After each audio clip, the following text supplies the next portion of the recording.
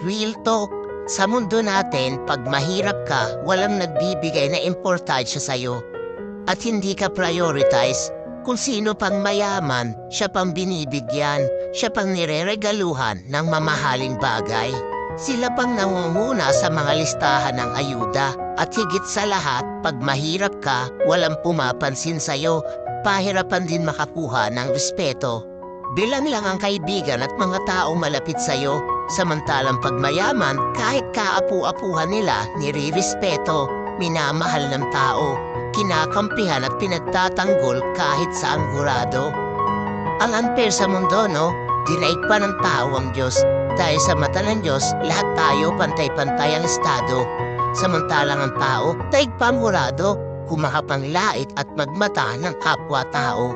Tandaan nyo, kahit anong yaman mo sa mundo, pare-pareho lang tayong babalik sa pagiging abo.